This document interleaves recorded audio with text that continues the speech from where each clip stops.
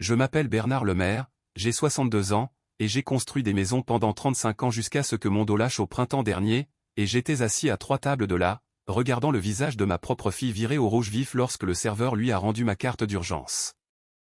Laissez-moi revenir en arrière et vous raconter comment j'en suis arrivé là.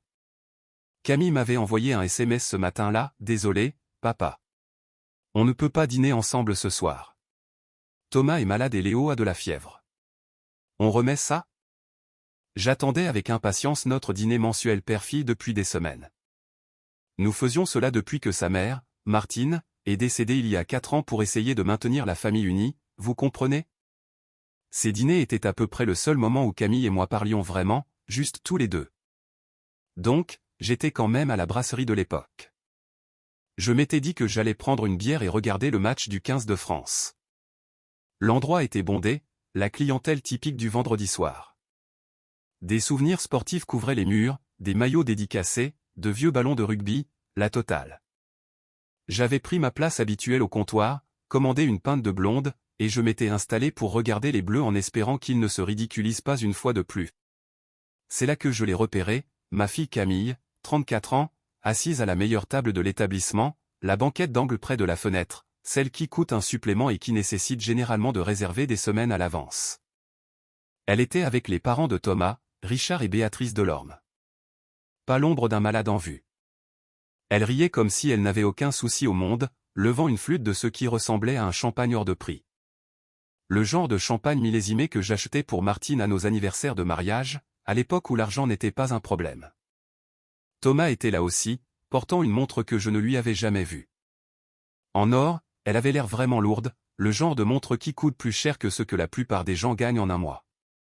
Léo n'était nulle part, probablement avec une babysitter qu'ils avaient payée avec de l'argent dont je commençais à soupçonner qu'il provenait de mon portefeuille. Je suis resté là à siroter ma bière, essayant d'assimiler ce que je voyais. Cela faisait des mois que Camille me disait à quel point les fins de mois étaient difficiles. Thomas a perdu son poste de commercial il y a 6 mois, m'avait-elle dit. Ils galéraient pour payer leur crédit immobilier, ne pouvaient pas se payer la crèche pour Léo, et survivaient grâce à ses missions de graphiste freelance à temps partiel. C'est pour cela que je lui avais donné ma carte bancaire de secours au printemps. Juste pour les courses et les nécessités, ma chérie, jusqu'à ce que Thomas retrouve du travail. Je me souviens très bien de ce jour. Camille était venue à la maison, Léo sur la hanche, les larmes aux yeux. « Papa, je ne sais pas comment on va s'en sortir. Les indemnités chômage de Thomas ne suffisent pas, et je décroche à peine 10 heures de graphisme par semaine. On risque de perdre l'appartement. » Quel genre de père dit non à ça? J'avais travaillé sur les chantiers pendant 35 ans, économisant le moindre centime pour ma retraite. Mais voir ma fille en difficulté, voir mon petit-fils risquer de sauter des repas, je lui avais tendu cette carte sans aucune hésitation. Mais en regardant leur table maintenant, je voyais des assiettes de côtes de bœuf qui devaient bien coûter 45 € l'unité, des queues de homard de la taille de mon poing, des accompagnements qui coûtaient plus cher que ce que je dépense en course en une semaine. La bouteille de champagne avait une étiquette que je ne pouvais pas lire de là où j'étais assis. Mais connaissant les prix de la brasserie, ce n'était pas le mousseux à 12 € du supermarché. Le serveur à leur table me semblait familier. Julien, je crois qu'il s'appelait. Je l'avais déjà vu ici lors de mes dîners en solitaire après la mort de Martine. Il mentionnait toujours de mettre les choses sur l'ardoise des Lemaire quand je venais pour ma petite folie mensuelle. C'était logique à l'époque, quand je commandais juste une entrecôte frite. Ça n'a plus de sens maintenant de le voir servir ce qui ressemble à un festin pour 4 personnes. Quelque chose de glacial s'est installé dans mon estomac. J'ai sorti mon téléphone et j'ai ouvert mon application bancaire, celle que le fils de mon voisin m'avait aidé à installer après le décès de Martine.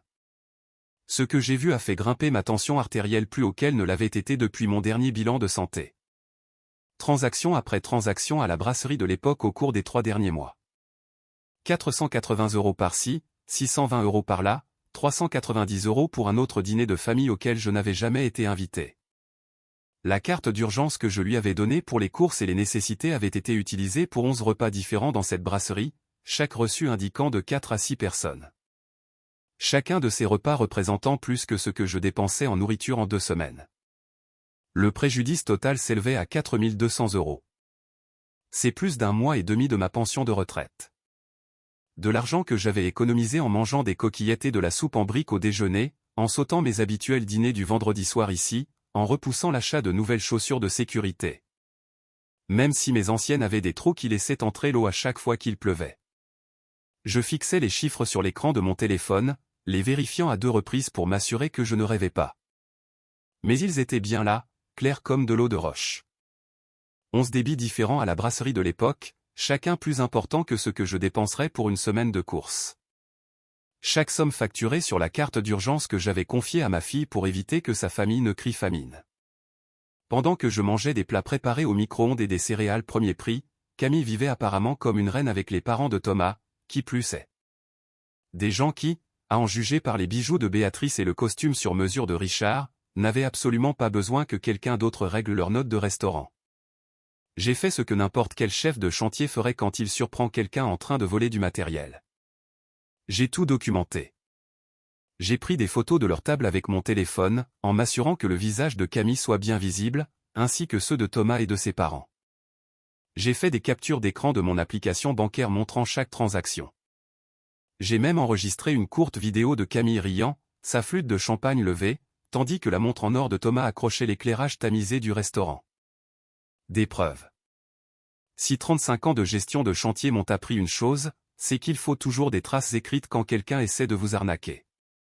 Que ce soit un sous-traitant qui rogne sur la qualité des matériaux ou un ouvrier qui se pointe ivre, on documente tout. Les preuves matérielles battent toujours les il a dit, elle a dit. Je suis resté assis là pendant encore 10 minutes, construisant méthodiquement mon dossier. Les photos montraient les vêtements chers de Camille et Thomas, les bijoux, le festin qui coûtait plus cher que ce que la plupart des familles dépensent en courses en un mois. Les relevés bancaires montraient le schéma, la fréquence, les montants de plus en plus élevés.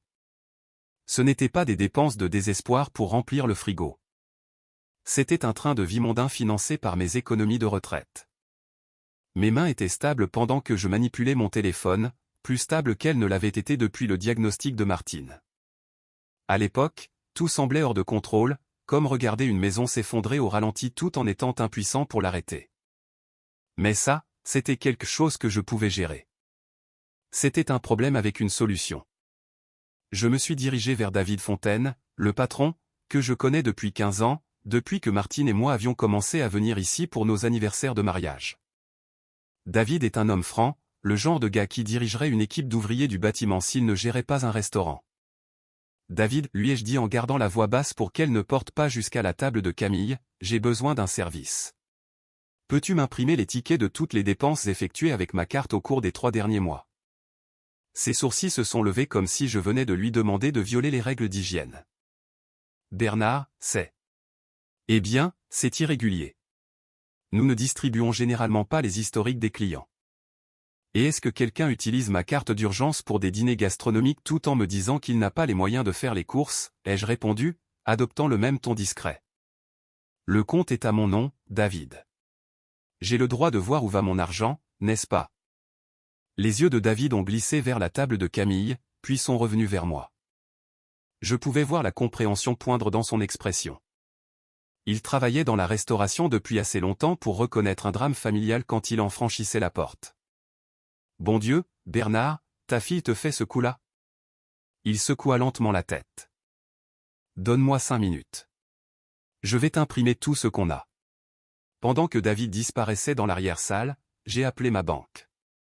La conseillère, Léa, avait l'air jeune mais professionnelle quand elle a décroché. Monsieur le maire, comment puis-je vous aider ce soir? Léa, je dois signaler une possible utilisation non autorisée de l'une de mes cartes bancaires. Pouvez-vous m'expliquer mes options? Absolument, monsieur. Pouvez-vous m'indiquer la nature des prélèvements? J'ai expliqué la situation, en gardant une voix clinique et factuelle. La carte a été donnée pour des urgences et des courses alimentaires. Elle a été utilisée pour des repas de luxe sans ma connaissance ni mon accord. La personne qui l'utilise est un membre de la famille qui a menti sur ses achats. Monsieur le maire, je peux faire opposition sur cette carte immédiatement si vous soupçonnez une utilisation non autorisée. Je peux aussi mettre en place des alertes de transaction, pour que vous sachiez à la minute où quelqu'un essaie de l'utiliser. Pas encore d'opposition, ai-je dit en regardant ma montre. Il était 20h35. Leur dîner touchait à sa fin, Mais ils n'avaient pas encore payé. Mais pouvez-vous configurer ces alertes, et pouvez-vous programmer un blocage de la carte à une heure précise?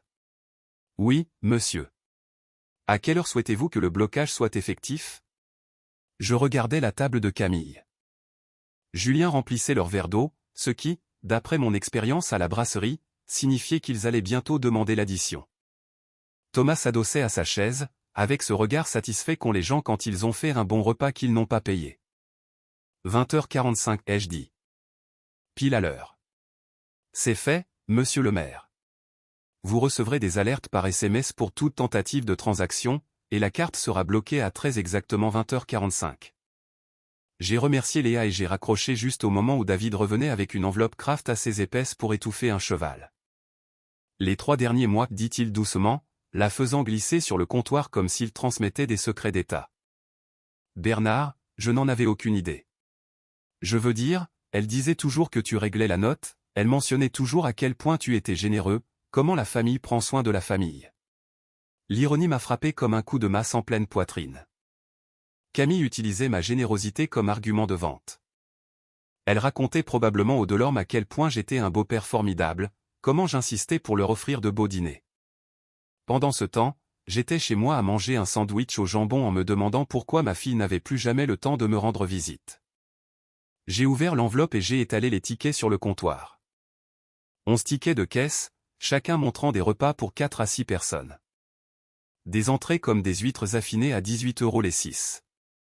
Des cocktails de crevettes à 20 €, des plats principaux tournant autour de 60 à 80 € l'assiette, de la côte de bœuf, du homard, du filet mignon. Du vin qui coûtait plus cher la bouteille que ce que je dépensais autrefois pour mes courses de la semaine. Mais ce n'était pas seulement l'argent, c'était le schéma. Chaque ticket montrait la même chose. Camille jouant les hôtesses pour les parents de Thomas, utilisant mon fonds d'urgence pour acheter leur approbation et leur respect. Chaque dîner était plus copieux que le précédent, plus cher, plus élaboré, comme si elle essayait de prouver quelque chose. J'ai repensé aux conversations que nous avions eues au cours de ces 3 mois. Camille m'appelant, la voix tendue par le stress, parlant de la difficulté à joindre les deux bouts, du fait que la recherche d'emploi de Thomas ne se passait pas bien, qu'ils allaient peut-être devoir emménager chez ses parents si les choses ne s'arrangeaient pas rapidement. De l'humiliation qu'elle ressentait à devoir demander de l'aide. Que des mensonges, chaque mot. Pendant qu'elle pleurait misère auprès de moi, elle menait une vie de château avec les Delorme. Pendant que je me privais de tout pour m'assurer que mon fonds d'urgence reste rempli pour ses véritables problèmes, elle le traitait comme son budget de divertissement personnel. Mon téléphone a vibré, 20h43. Plus que 2 minutes. Je regardais leur table comme un faucon guettant sa proie. Julien s'avançait avec la petite pochette en cuir noir qui signifiait que l'heure de vérité était arrivée. Thomas a cherché son portefeuille par habitude, puis s'est arrêté et a dit quelque chose à Camille. Elle a souri de ce sourire confiant dont je me souvenais depuis qu'elle était petite et qu'elle savait qu'elle pouvait se tirer d'affaire en baratinant. Elle a plongé la main dans son sac à main et en a sorti ma carte de crédit d'urgence. Ma carte, celle que je lui avais donnée 6 mois plus tôt alors qu'elle se tenait dans ma cuisine les larmes aux yeux en me disant qu'elle ne savait pas comment ils allaient payer le loyer ce mois-là. 20h45 tapante. Mon téléphone a sonné avec une alerte SMS. Julien est retourné à leur table 30 secondes plus tard. Ce regard d'excuse qu'ont les serveurs quand ils doivent annoncer une mauvaise nouvelle. Il s'est penché et a parlé doucement à Thomas, essayant probablement d'être discret, mais j'ai pu voir le sourire de Camille disparaître depuis l'autre bout de la salle. J'ai pu voir le visage de Thomas virer au rouge vif alors qu'il commençait à tapoter ses poches comme si son portefeuille allait faire apparaître 600 € par magie. J'ai pu voir Richard et Béatrice Delorme échanger ce regard que les couples mariés partagent quand ils réalisent qu'ils vont devoir régler une addition qu'ils ne s'attendaient pas à payer. C'est à ce moment-là que j'ai su qu'il était temps. J'ai fini ma bière d'une longue gorgée, j'ai laissé un pourboire de 10 € au barman, et je me suis dirigé vers leur table. Chaque pas me semblait calculé, comme marcher sur un chantier où l'on sait que quelqu'un est sur le point de se faire virer. Bonsoir tout le monde, ai-je dit, ma voix portant juste assez pour atteindre les tables voisines. Vous appréciez votre dîner? La réaction fut immédiate et révélatrice. Camille est devenue blanche comme de l'enduit de lissage. Thomas s'est redressé sur sa chaise comme si on venait de lui envoyer une décharge électrique. Richard s'est raclé la gorge et a réajusté sa cravate. Béatrice a regardé son assiette de homard à moitié mangée comme si elle pouvait lui fournir une échappatoire. Papa, a commencé Camille, sa voix s'élevant à peine au-dessus d'un murmure. Qu'est-ce que tu fais ici? Eh bien, ma chérie, puisque tu as annulé notre dîner parce que Thomas était malade et que Léo avait de la fièvre, je me suis dit que j'allais venir manger seul, regarder le match, tu vois? Imagine ma surprise quand je t'ai aperçu ici, avec une bien meilleure mine que ce que j'ai vu depuis des mois. J'ai sorti l'enveloppe Kraft et je l'ai posée sur leur table, juste entre les verres de vin et les restes de viande. Le geste était délibéré, comme étaler des plans sur une table de travail avant d'expliquer pourquoi un projet dépasse le budget. Ce sont les reçus de chaque fois que tu as utilisé ma carte d'urgence ici au cours des 3 derniers mois. 11 dîners, 4 200 € au total. Pas mal pour quelqu'un qui n'a pas les moyens de faire ses courses. Le silence qui a suivi était assourdissant. Les autres clients commençaient à remarquer notre petite réunion de famille. Julien restait figé à mi-chemin entre leur table et la cuisine, tenant toujours ma carte de crédit refusée comme s'il s'agissait d'une pièce à conviction dans un procès au pénal. Richard Delorme a été le premier à parler, sa voix prudente et contrôlée. « Bernard, je pense qu'il doit y avoir un malentendu ici. » « Aucun malentendu, Richard, ai-je répondu, gardant un ton respectueux mais ferme. Les chiffres sont là, noir sur blanc. Votre fils et votre belle-fille me racontent qu'ils ont du mal à mettre de la nourriture sur la table pendant qu'ils vous invitent à des dîners à 400 € à mes frais. Le visage de Béatrice est devenu aussi rouge que son homard. Nous n'en avions aucune idée. Camille a toujours dit. Elle a dit que vous insistiez pour payer ces dîners. Que c'était votre façon de nous accueillir dans la famille. J'ai senti quelque chose se tordre dans ma poitrine, pas de la colère exactement, mais quelque chose de plus froid, de plus définitif. Elle vous a dit que j'insistais? Parce que depuis 6 mois, Camille m'appelle en larmes pour me dire que l'argent manque, que Thomas a perdu son travail, qu'il risque de perdre leur appartement, à quel point elle se sent humiliée de devoir demander de l'aide à son vieux père. Thomas a retrouvé sa voix, bien qu'elle soit chevrotante. Monsieur le maire, nous allions vous rembourser. Ce n'est pas ce que vous croyez. Ce que je crois, Thomas, c'est que tu es au chômage depuis 6 mois tout en dépensant l'argent de ma retraite en festin. Ce que je crois, c'est que ma fille nous ment à tous les deux, me disant que vous êtes fauchés et vous disant que je suis heureux de financer votre train de vie. J'ai sorti mon téléphone et je leur ai montré l'application bancaire, l'écran affichant les transactions l'une après l'autre. La voix de Camille n'était plus qu'un murmure. Papa, s'il te plaît, tu nous fais honte. Non, Camille, vous vous faites honte à vous-même. Je m'assure juste que tout le monde comprenne qui a payé pour tout ce spectacle. Je me suis tourné vers Julien, qui se tenait toujours là, ayant l'air de préférer être n'importe où ailleurs dans le monde. Julien, j'ai besoin que tu divises cette addition en 4. Ces 4 adultes vont bien trouver un moyen de payer leur propre dîner. Monsieur, je ne suis pas sûr de pouvoir. La carte a été bloquée, ai-je dit, assez fort pour que la moitié du restaurant l'entende. Elle l'est depuis 20h45. Donc, à moins que quelqu'un d'autre n'ait un moyen de couvrir une addition de 600 €, vous feriez bien de trouver comment vous la partagez. Thomas a essayé de reprendre le contrôle de la situation. Écoutez, nous pouvons régler ça en famille. Il n'est pas nécessaire d'en faire un spectacle public. Tu as raison, ai-je acquiescé. Il n'y en avait pas besoin.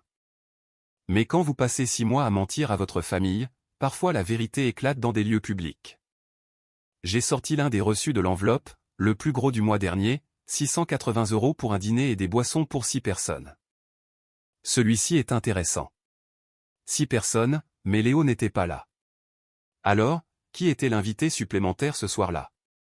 Le silence de Camille était une réponse suffisante, mais Béatrice a comblé le vide.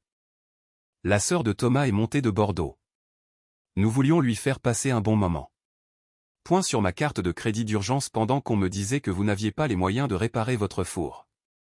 Le poids de cette phrase s'est abattu sur la table comme un coup de masse. J'ai regardé la prise de conscience s'étaler sur les visages de Richard et Béatrice. Ils découvraient la tromperie de leur fils en temps réel, devant un restaurant rempli d'inconnus.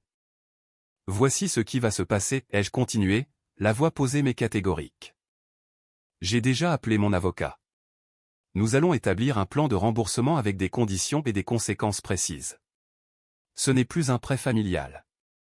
C'est une dette légale. Les yeux de Camille s'écarquillèrent, trahissant une émotion qui ressemblait à de la panique. Papa, tu n'es pas sérieux. Des avocats pour la famille. Tu as cessé de me traiter comme ta famille quand tu as commencé à me traiter comme un distributeur de billets sans plafond de retraite, ai-je rétorqué. J'ai travaillé pendant 35 ans, je me suis brisé le dos à construire des maisons, j'ai économisé chaque centime pour ma retraite. Cet argent n'est pas de l'argent de poche pour vous permettre d'impressionner les beaux-parents. La mâchoire de Thomas se contractait comme s'il mâchait ses mots avant de les recracher. C'est de la folie. Vous allez détruire cette famille pour de l'argent. Je ne détruis rien du tout, Thomas. J'arrête la destruction que vous avez déjà causée. Chaque mensonge que Camille m'a dit, chaque dîner que vous avez partagé à mes frais pendant que je mangeais des plats réchauffés tout seul. Chaque fois que vous m'avez laissé croire que vous galériez alors que vous viviez mieux que moi, c'est ça qui a détruit cette famille. Je regardais autour de la table ces 4 adultes qui soudain semblaient très jeunes et complètement pris au piège. Vous voulez savoir ce qui est de la folie? Ce qui est fou, c'est que j'étais fier d'avoir élevé Camille pour qu'elle soit généreuse. Il s'avère que je lui ai juste appris à être généreuse avec l'argent des autres. J'ai commencé à partir, puis je me suis retourné une dernière fois. Oh, et Camille, la prochaine fois que tu voudras annuler notre dîner, dis simplement la vérité. Désolé, papa, nous dépensons ton argent avec d'autres personnes ce soir. J'apprécierai l'honnêteté. Le trajet du retour a été silencieux, pas un silence de colère, juste une grande clarté. Pour la première fois depuis des mois, je savais exactement où j'en étais avec ma fille. Et ce n'était pas là où je le pensais, mais au moins maintenant j'étais fixé. Mon téléphone a commencé à vibrer avant même que je ne me gare dans mon allée. SMS après SMS de la part de Camille. Papa, s'il te plaît, appelle-moi. Tu ne comprends pas toute la situation. Il faut qu'on parle. Les parents de Thomas sont furieux. J'ai éteint le téléphone. 35 ans dans le bâtiment m'ont appris à savoir quand il faut s'éloigner d'un chantier dangereux. C'était l'un de ces moments. Le lendemain matin, j'ai fait ce que fait tout bon chef de chantier après une erreur majeure sur le terrain. J'ai convoqué une réunion avec les personnes capables de résoudre le problème, mais il n'était pas question de régler ça uniquement entre Camille et moi autour d'un café. J'ai appelé mon ami avocat, Thierry Blanc. Thierry s'occupe de mes contrats de construction depuis 20 ans, il m'a aidé à gérer les réclamations d'assurance, les litiges avec les ouvriers, l'aspect juridique de la gestion des équipes. Il était temps de traiter ce pétrin familial comme un problème d'entreprise. Thierry, lui ai-je dit autour d'un café dans son bureau le lundi matin, j'ai besoin de connaître mes options. Si ma fille a utilisé ma carte de crédit sans autorisation pour des achats non urgents, qu'est-ce que je risque d'un point de vue juridique?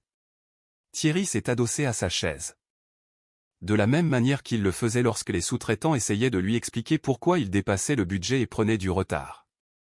Bernard, techniquement parlant, cela pourrait être de l'abus de confiance, mais tu lui as donné la carte volontairement. Cela rend plus difficile de prouver l'utilisation non autorisée, à moins que tu ne puisses démontrer qu'elle l'a utilisée en dehors des conditions convenues. J'ai fait glisser les reçus sur son bureau comme si je lui montrais des factures gonflées. On se dînait dans une brasserie de luxe alors qu'elle m'avait dit en avoir besoin pour les courses et les urgences. Elle a financé son train de vie tout en mentant sur sa situation financière. Est-ce que ça, c'est en dehors des conditions convenues? Thierry a lâché un petit sifflement en feuilletant les papiers, le même son qu'il faisait quand il constatait à quel point un sous-traitant avait foiré des fondations. Je dirais que c'est largement en dehors. Qu'est-ce que tu veux obtenir ici, Bernard? On parle de poursuite pénale, de recouvrement civil, ou juste de lui faire peur pour la remettre dans le droit chemin. J'ai longuement réfléchi à cette question. Étais-je prêt à traiter Camille comme n'importe quelle autre personne qui m'aurait escroqué? Dans le bâtiment, quand quelqu'un vole des matériaux ou gonfle les factures, on ne lui donne pas une seconde chance de recommencer. On se protège et on s'assure qu'il comprenne qu'il y a des conséquences. Je veux récupérer mon argent, en totalité. Et je veux un accord écrit concernant toute aide financière future. Des conditions claires, des conséquences claires. Fini les accords conclus sur une poignée de main au nom de la loyauté familiale. Je peux rédiger une reconnaissance de dette, dit Thierry en sortant un bloc-notes. Conditions spécifiques, échéancier de paiement, taux d'intérêt si tu veux, conséquences en cas de non-paiement. Mais Bernard, es-tu sûr de vouloir emprunter cette voie légale avec ta fille? Cela va changer votre relation de façon permanente. Thierry, la relation a déjà changé il y a 6 mois quand elle a décidé qu'il était plus facile de me mentir que d'être honnête. Je m'assure juste que ça ne se reproduise plus. Il a hoché la tête lentement. Laisse-moi une semaine pour préparer quelque chose. Le soir même, Camille a sonné à ma porte, seule cette fois. Pas de Thomas, pas de Léo pour l'utiliser comme chantage affectif. Elle avait l'air d'avoir pleuré, mais elle semblait aussi déterminée, comme si elle avait répété ce qu'elle allait dire. « Papa, on peut parler ?» Je l'ai laissé entrer, mais je n'ai pas proposé de café et nous ne nous sommes pas installés dans le salon comme au bon vieux temps. Nous sommes restés debout dans ma cuisine, cette même cuisine où elle s'était tenue 6 mois plus tôt, les larmes aux yeux, pour demander de l'aide. « Je suis désolé, commença-t-elle, les mots sortant d'un trait. Je suis désolé d'avoir menti, d'avoir utilisé la carte pour des choses que tu n'approuverais pas, de t'avoir fait passer pour un idiot devant les parents de Thomas. De quelle partie es-tu la plus désolée, ai-je demandé. De m'avoir menti pendant 6 mois, d'avoir utilisé l'argent de ma retraite pour impressionner tes beaux-parents, ou de t'être fait prendre? Elle a tressailli comme si je l'avais giflé. De tout ça, mais surtout. Surtout je suis désolé d'avoir profité de ton amour pour moi, de ton désir de nous aider. Cela m'a frappé plus durement que je ne m'y attendais. Camille, ta mère et moi t'avons élevé avec de meilleures valeurs que ça. Nous t'avons appris qu'on travaille pour obtenir ce qu'on veut, qu'on ne ment pas pour l'avoir. Je sais, murmura-t-elle. Alors tu as décidé de simuler la réussite en utilisant mon argent. Nous nous disions que c'était temporaire, que Thomas retrouverait vite un autre emploi, que nous te rembourserions. Que personne ne serait blessé. J'ai sorti mon téléphone et je lui ai montré les photos que j'avais prises à la brasserie. Ça, c'est toi qui ris avec du champagne pendant que je suis à la maison à manger de la soupe. Ça, c'est Thomas avec une montre qui coûte plus cher que les mensualités de ma voiture. D'où vient cette montre, Camille? Son silence était une réponse suffisante. Voici ce qui va se passer, ai-je dit, ma voix posée et définitive. Mon avocat est en train de rédiger un accord de remboursement, 4 200 € plus les intérêts, payables à hauteur de 250 € par mois. Cela fait environ 18 mois pour réparer vos torts. Ratez un seul paiement et nous explorerons d'autres options judiciaires. Ses yeux s'écarquillèrent. Papa, tu ne peux pas être sérieux. Des avocats, des contrats légaux, pour la famille. Tu as cessé de traiter cela comme une affaire de famille quand tu as commencé à me traiter comme une banque qui ne vérifie pas ses relevés de compte. J'ai travaillé 35 ans pour économiser cet argent, Camille. Ce n'est pas de l'argent de poche pour que Thomas et toi achetiez le respect de ses parents. Et pour Léo, tel demandé, les larmes recommençant à couler. Et pour ton petit-fils? Léo est mon petit-fils, peu importe les choix que font ses parents, mais cela ne veut pas dire que je vais continuer à financer ses choix. Tu veux que Léo apprenne de bonnes valeurs? Commence par lui montrer que les actes ont des conséquences. 3 semaines plus tard, Camille signait l'accord rédigé par Thierry. Thomas a dû ravaler sa fierté et accepter un travail de nuit dans un entrepôt, payé au SMIC, pas le poste de direction qu'il espérait, mais un travail honnête qui payait de vraies factures. Camille a pris 3 clients supplémentaires en freelance, travaillant la nuit après que Léo soit couché. Ils ont vendu la montre en or de Thomas pour effectuer le premier paiement. Richard et Béatrice Delorme m'ont appelé 1 mois plus tard. La voix de Béatrice était pincée par la gêne quand j'ai décroché. Bernard, nous voulions que vous sachiez que nous n'avions aucune idée de la situation. Nous pensions que Thomas et Camille s'en sortaient bien financièrement. Ils s'en sortaient très bien, Béatrice, mais à mes frais. Nous avons parlé à Thomas. Nous avons mis les choses au clair en lui disant que ce n'est pas ainsi que nous l'avons élevé, et nous voulons vous rembourser pour les dîners auxquels nous avons assisté. J'apprécie l'offre, mais c'est une affaire entre Camille et moi maintenant. Bien que je vous suggère de commencer à payer vos propres additions lors de vos prochaines visites. 6 mois plus tard, Camille avait honoré chaque paiement à temps. Thomas et elle ont déménagé dans un appartement plus petit, ont obtenu une place en crèche municipale pour Léo, et ont commencé à vivre selon leurs propres moyens au lieu des miens. Nos dîners mensuels ont repris, mais à la crêperie du coin, plus à la brasserie de l'époque, et Camille a payé sa propre part à chaque fois. Parfois, les personnes que vous aimez le plus ont besoin d'apprendre que l'amour n'est pas un chèque en blanc. Il se mérite par le respect, l'honnêteté, et la compréhension que la générosité a ses limites. J'ai appris qu'être un bon père ne signifie pas dire oui à tout.